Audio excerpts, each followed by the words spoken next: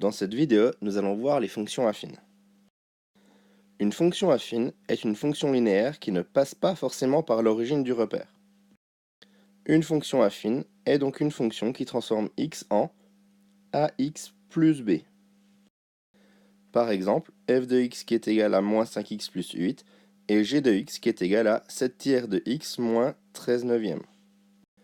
Voyons maintenant un peu de vocabulaire.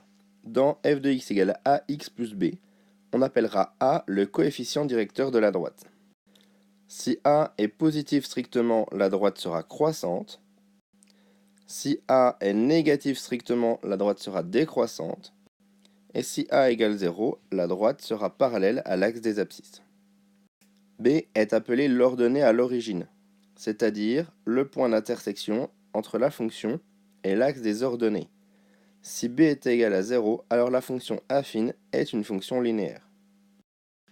Si deux fonctions affines ont le même coefficient directeur, alors les droites seront parallèles.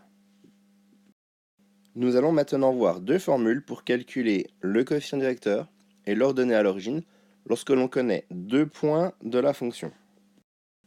Ici, on connaît le point A de coordonnées x1, f de x1 et le point B de coordonnées x2, f de x2. Alors, le coefficient directeur s'obtient en faisant f de x1 moins f de x2 sur x1 moins x2. Et pour calculer l'ordonnée à l'origine, on fait f de x1 moins a fois x1. Prenons un exemple avec des valeurs numériques et recherchons la forme algébrique de la fonction affine, passant par le point C de coordonnées 4, 3 et D de coordonnées 7, 9. Appliquons la formule pour calculer le coefficient directeur.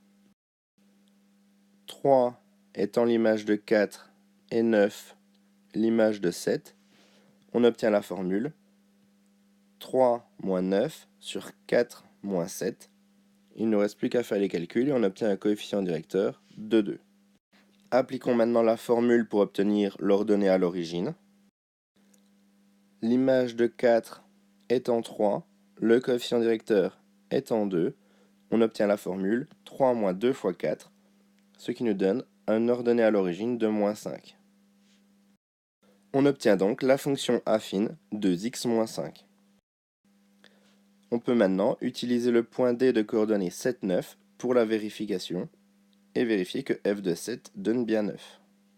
On pourra bien sûr inverser les rôles des points C et D dans le calcul de l'ordonnée à l'origine et la vérification.